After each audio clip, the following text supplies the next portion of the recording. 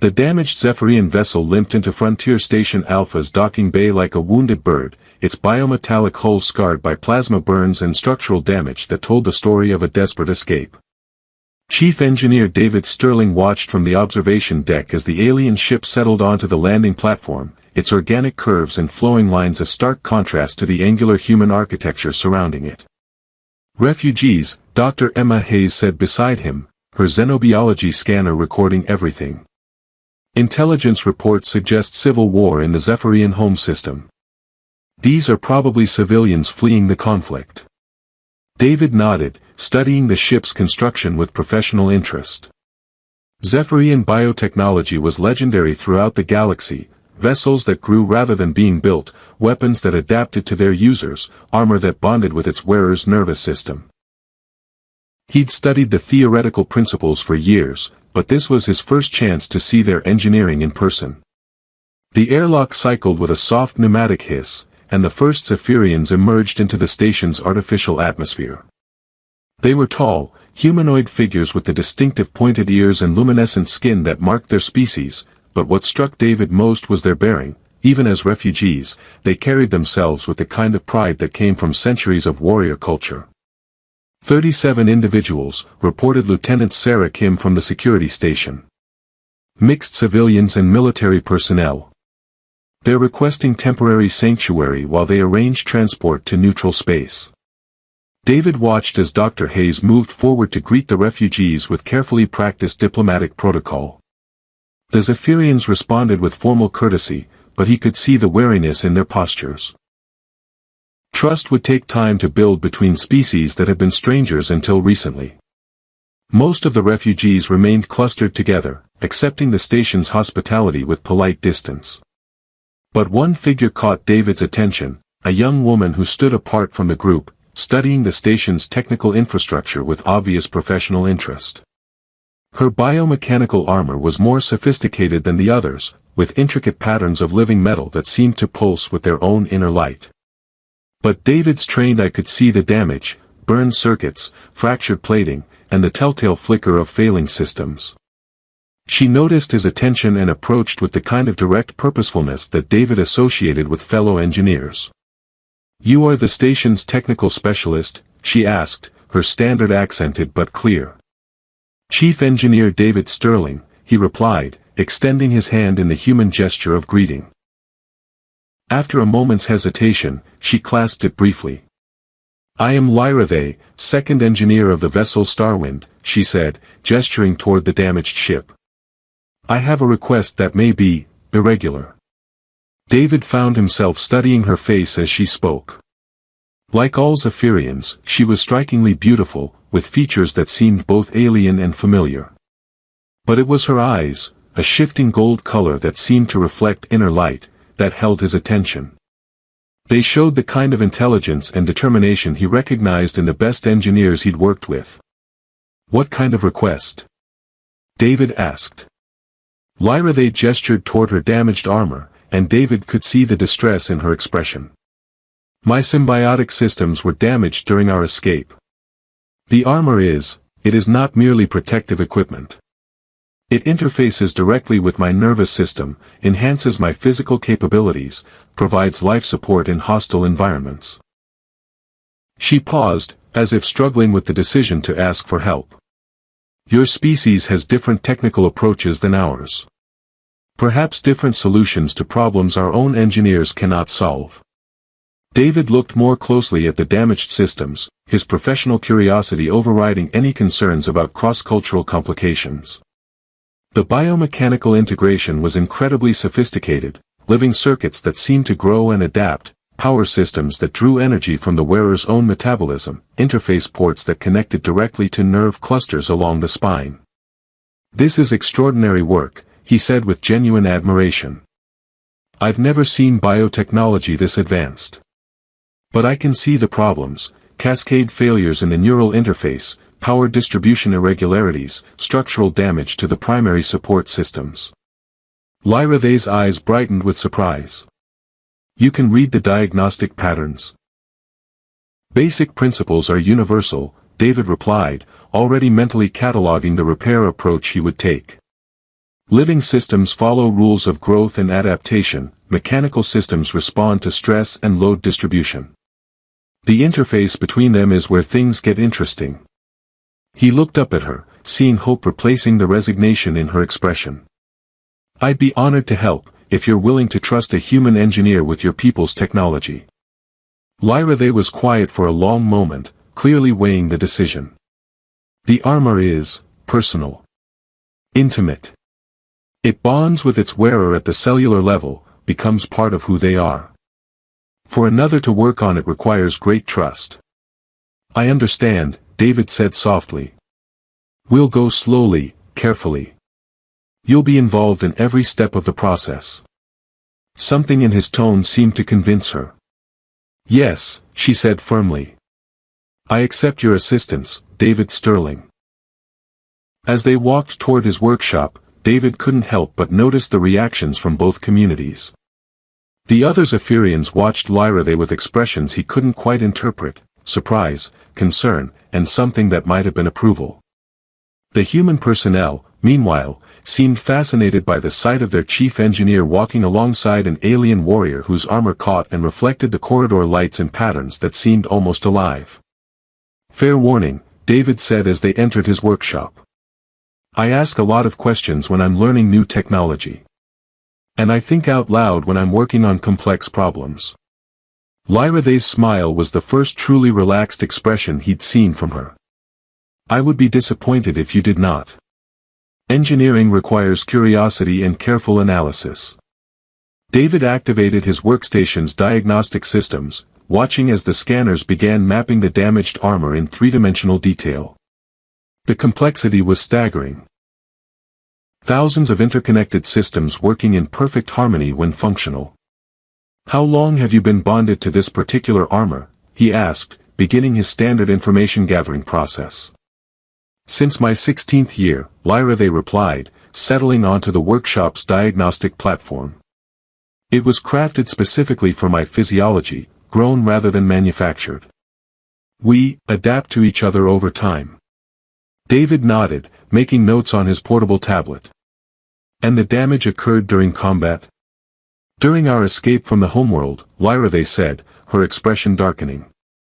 Plasma weapons, kinetic strikes, environmental hazards. The armor protected me, but at great cost to its own systems. As David continued his preliminary examination, he found himself impressed not just by the technology but by Lyra herself.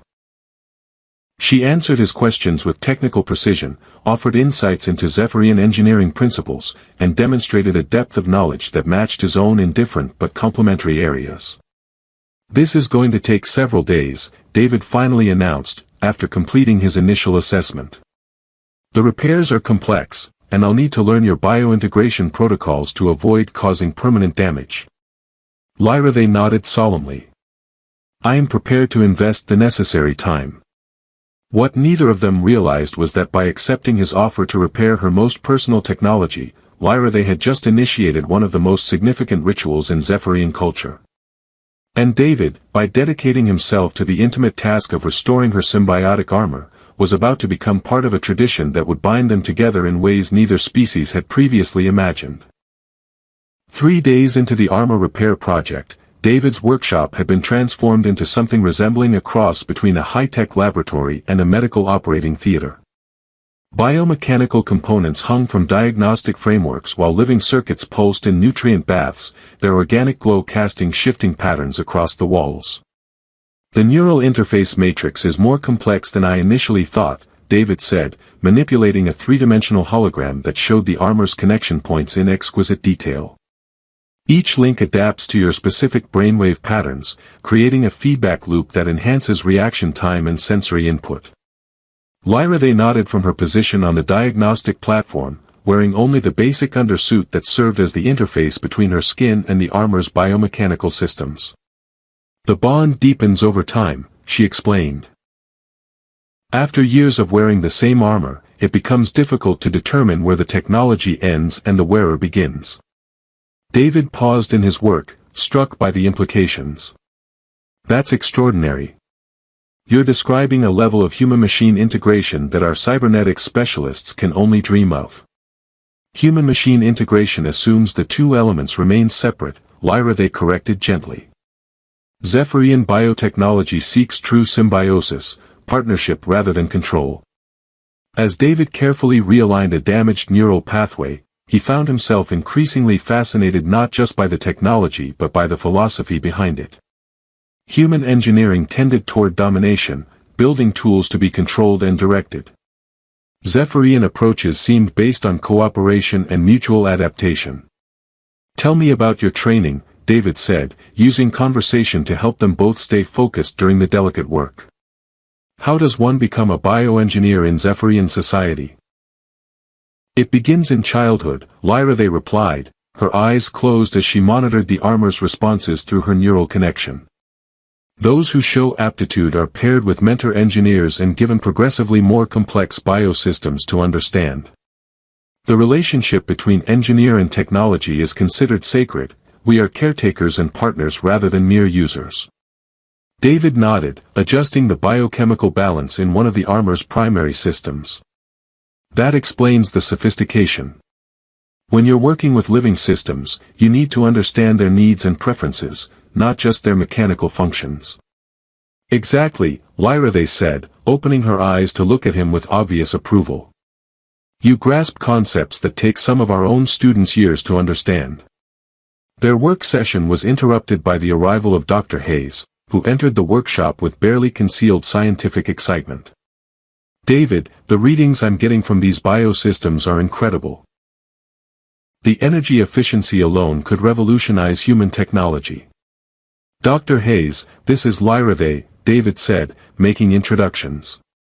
"She's been patient enough to let me study Zephyrian engineering while I repair her armor."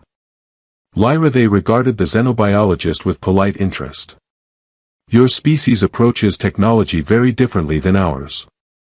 David's methods are illuminating." "Different how?" Dr. Hayes asked, pulling up a chair to observe their work. "Human engineering seeks to impose order on chaos," Lyra, they explained thoughtfully.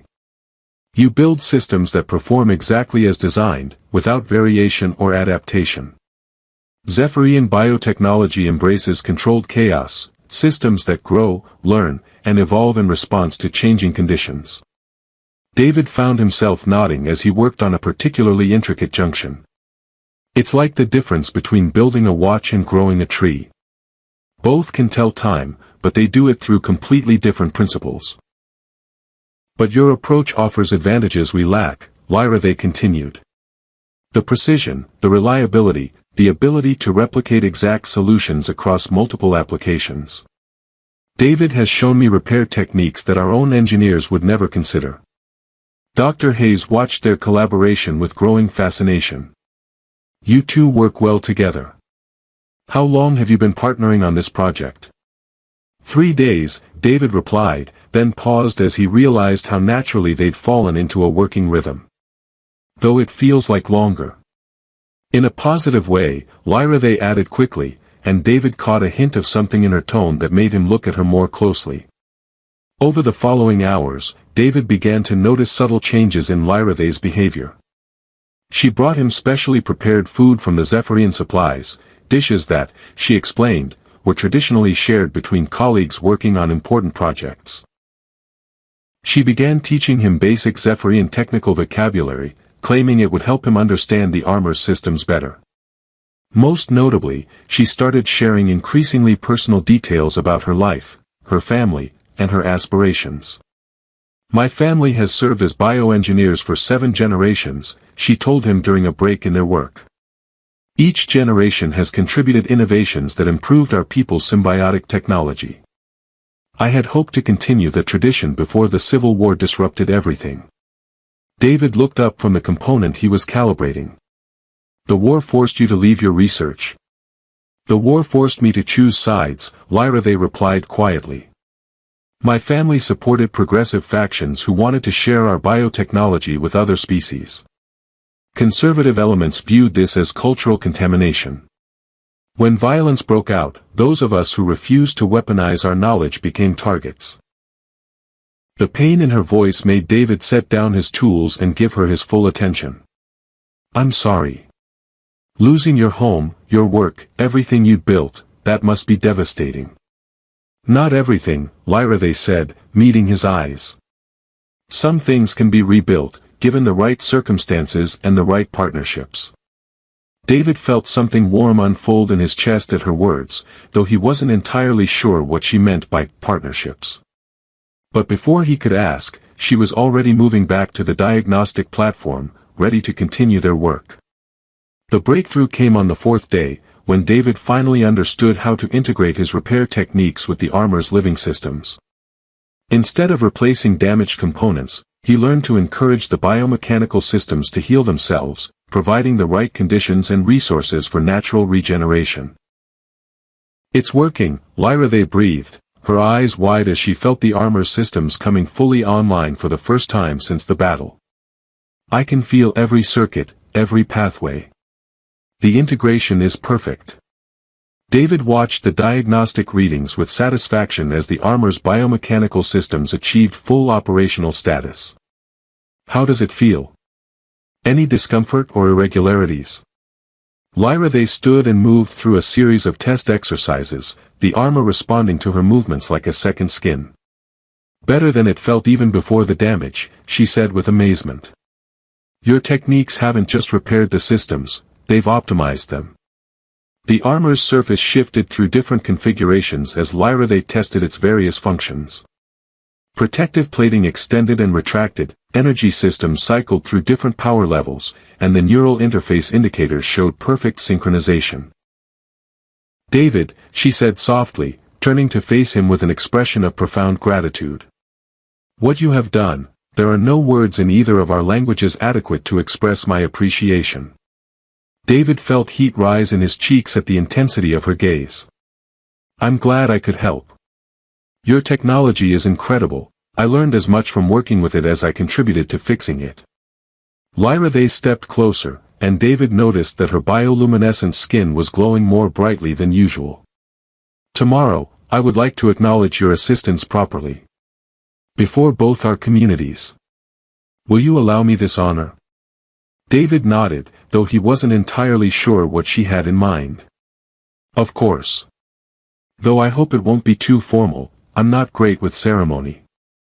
Lyra, they's smile was radiant. It will be perfect, she assured him.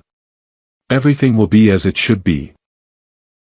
As she left his workshop, David found himself staring after her, struck by the sense that something fundamental had changed between them during their days of working together. He'd started the project as a professional favor to a fellow engineer, but somewhere along the way, it had become something much more personal. What he didn't realize was that in Zephyrian culture, the successful repair of symbiotic armor by a potential partner was considered one of the most intimate expressions of compatibility possible. And tomorrow's acknowledgement ceremony would make their bond official in ways that would surprise both species. The station's main assembly hall had been transformed for the occasion, with both human and Zephyrian communities gathered in respectful anticipation of what Dr. Hayes had described as a formal acknowledgement ceremony. David stood at the front of the hall wearing his best uniform, still not entirely sure what role he was supposed to play in the proceedings. Lyra, they entered wearing her fully restored armor, its biomechanical surface gleaming with perfect functionality. But beyond the technical achievement, David noticed something else. She carried herself with a solemnity that suggested this ceremony held deep significance for her people. The other Zephyrians had arranged themselves in a formal semicircle, with Elder Kethvar, their senior representative, standing at the center. The humans clustered together on the opposite side of the hall, clearly as uncertain about the cultural protocols as David himself. Before we begin, Elder Kethvar announced in accented but clear standard, I should explain the significance of what you are about to witness. In our culture, the repair of symbiotic armor is not merely a technical service, it is an intimate act that requires complete trust between partners. David felt the first stirrings of unease as the elder continued. When a warrior allows another to work on their biomechanical systems, they are literally placing their life in that person's hands. The neural interfaces, the life support systems, the very essence of what makes the armor a living extension of the wearer, all of this becomes vulnerable during the repair process. The human audience murmured with growing interest, but David was beginning to suspect that he'd misunderstood something fundamental about the project he'd just completed. Furthermore, Elder Kethvar said, his golden eyes finding David's face, when that repair is successful. When the armor not only functions but achieves improved performance, our traditions recognize this as evidence of exceptional compatibility between the partners involved. Dr. Hayes was frantically consulting her cultural database, her expression growing increasingly concerned. David felt his stomach beginning to drop as the implications became clear.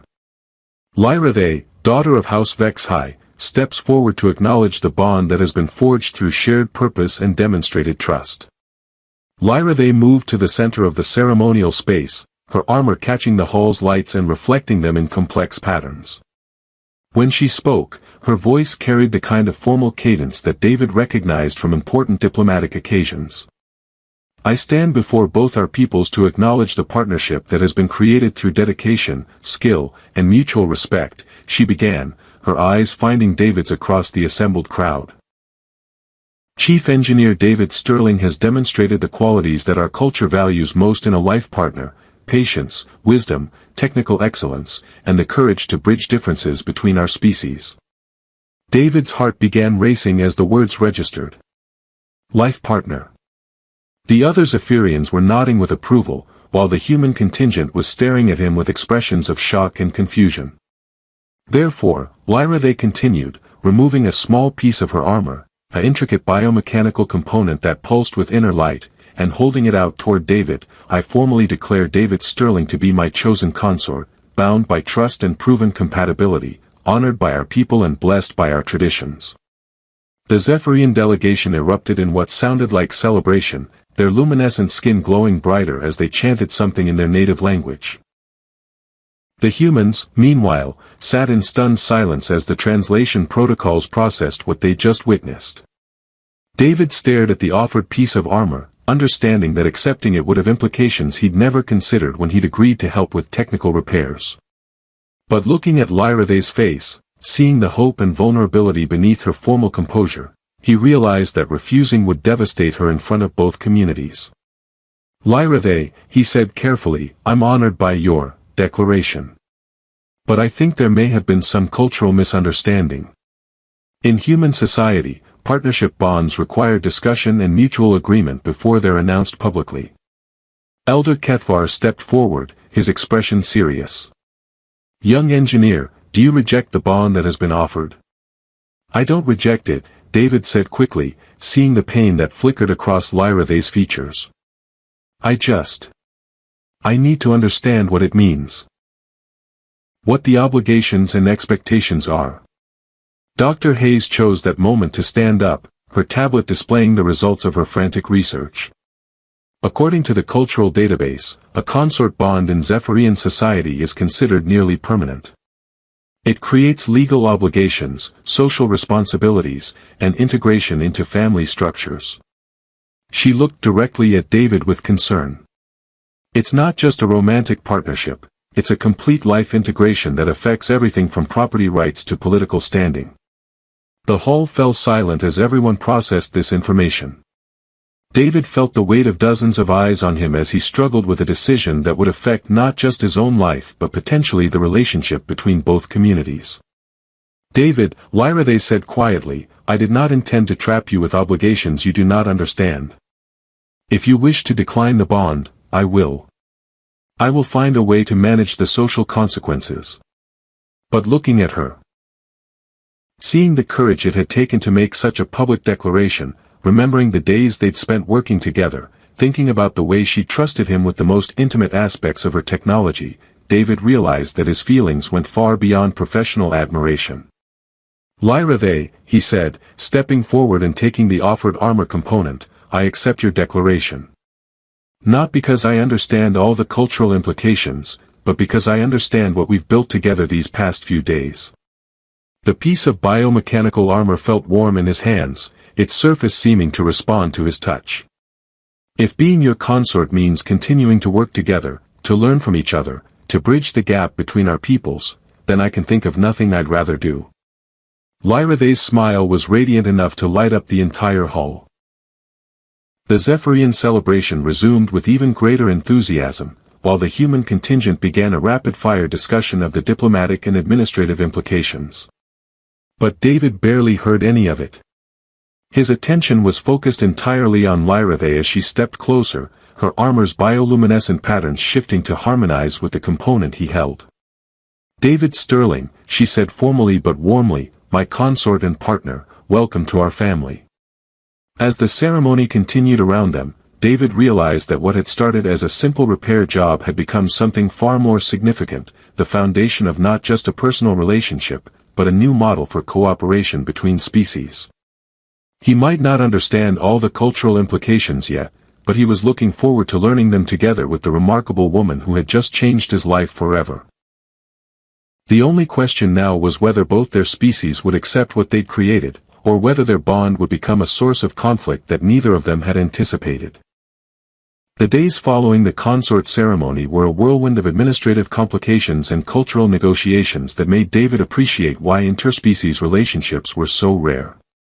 Dr. Hayes spent hours in communication with both Earth Command and the Zephyrian refugee leadership, trying to establish legal frameworks for a bond that neither civilization had precedents for handling.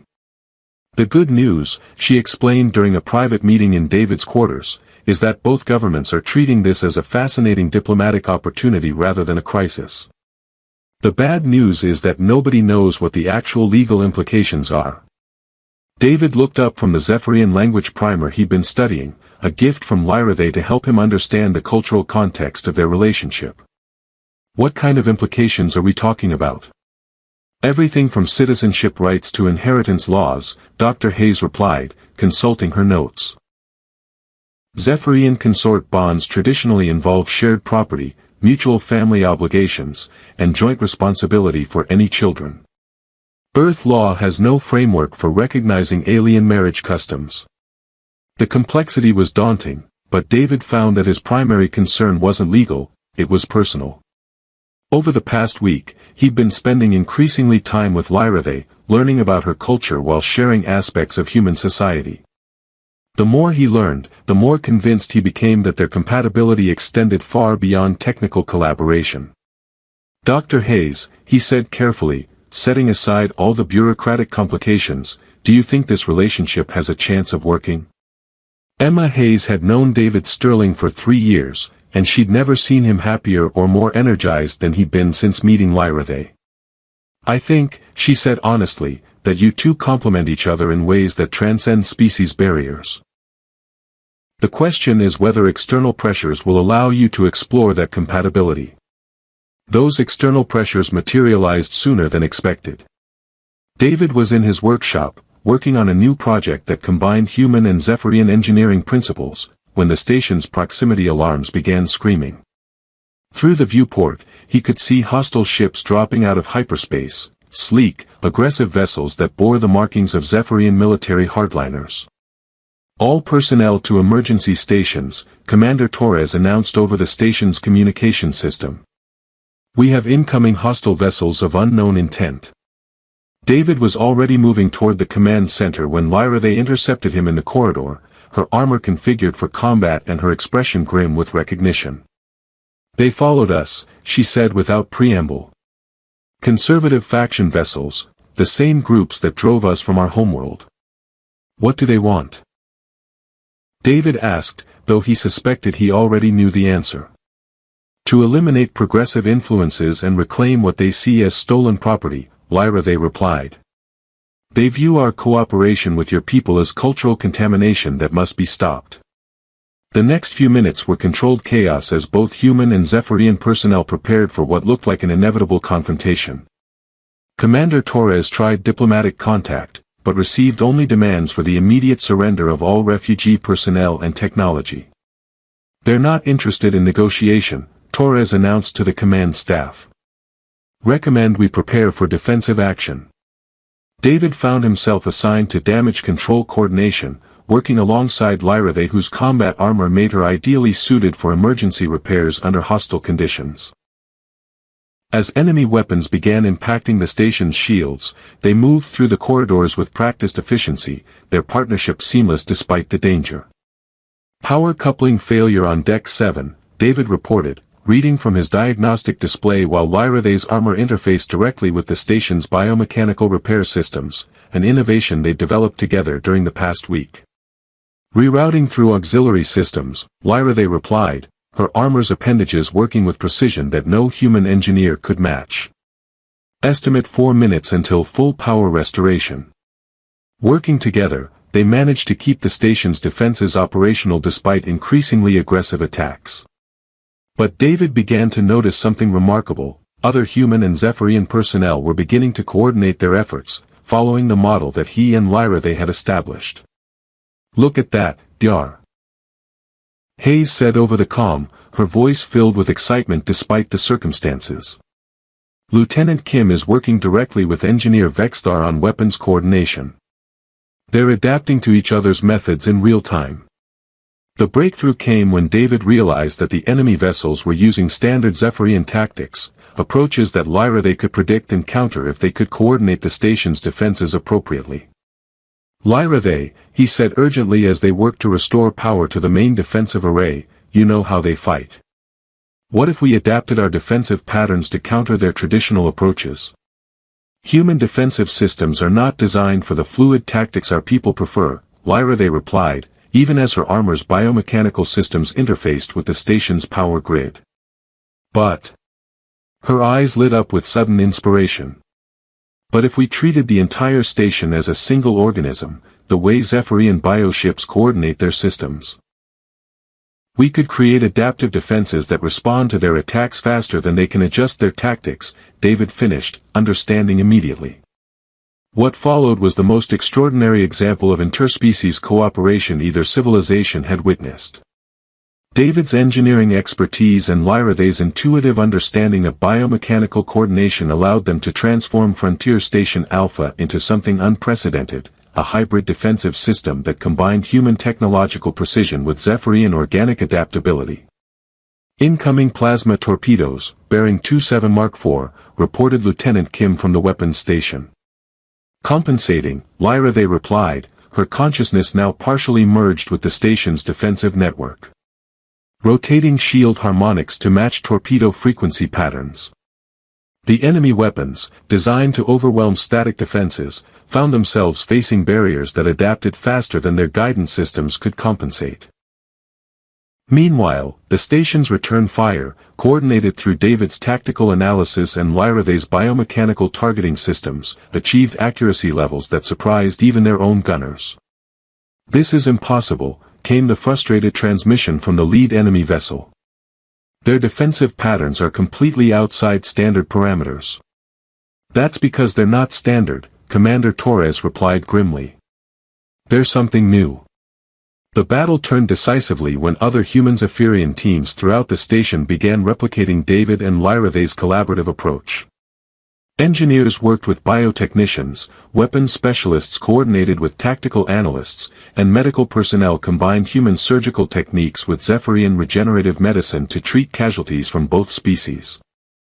The enemy forces, faced with defensive capabilities they couldn't predict or counter, finally withdrew after suffering significant damage to their own vessels. But the real victory wasn't military. It was the demonstration that cooperation between species could create capabilities that neither possessed alone. In the aftermath, as both communities worked together to repair battle damage and tend to the wounded, David and Lyrathe found themselves in the quiet of his workshop, finally able to process what they'd accomplished. We did it, David said, looking at the diagnostic displays that showed the station's systems returning to normal operation. We actually created something entirely new. More than that, Lyrathe replied, her armor still showing traces of the bioluminescent patterns that had emerged during their neural interface with the station's systems. We proved that our bond creates strength rather than weakness. David turned to face her, seeing past the impressive technology to the remarkable woman who had become the center of his world. Lyrathe, I need you to know. When I accepted your consort declaration, I didn't fully understand what it meant. But after today, after everything we've been through together. Yes, she prompted gently. I understand it now, David said, stepping closer and taking her hands in his. Being your consort isn't just about cultural obligations or diplomatic arrangements. It's about choosing to build something together that's stronger than either of us could create alone. Lyrathe's smile was radiant. And do you choose this, David Sterling? Knowing what it means, understanding the responsibilities and the joys. I choose this, David replied without hesitation. I choose you. I choose us. And I choose to spend whatever time we have building bridges between our peoples. She moved closer, her armor's biomechanical systems responding to her emotions by shifting into patterns that David was learning to recognize as expressions of deep contentment. Then we are truly bonded now, not just by ceremony but by choice and understanding. As they embraced, David realized that their relationship had become something far more significant than a simple interspecies romance. They had become living proof that differences between civilizations could be sources of strength rather than division. So what happens next? David asked, looking out at the station where human and Zephyrian personnel continued working together with unprecedented cooperation. Next, Lyrathe said, her voice filled with excitement and determination, we teach others what we've learned. We show the galaxy that partnership between species isn't just possible, it's the key to creating something better than either of us could achieve alone. David nodded, feeling a sense of purpose that went beyond personal happiness. A new model for interspecies cooperation. Built on the foundation of genuine partnership and mutual respect. Built on love, Lyrathe corrected softly. Everything else grows from that. Looking around his workshop, now filled with hybrid technologies that combined the best of both civilizations, David realized she was right. Their consort bond had started with a simple request to repair damaged armor, but it had become the foundation for a revolution in how different species could relate to each other. And as reports began coming in from other stations and colonies requesting technical assistance with human-Zephyrian cooperation projects, David knew that what they'd built together was just the beginning. The galaxy was about to discover what was possible when differences were celebrated rather than feared, when partnership replaced domination, and when love became the bridge between worlds.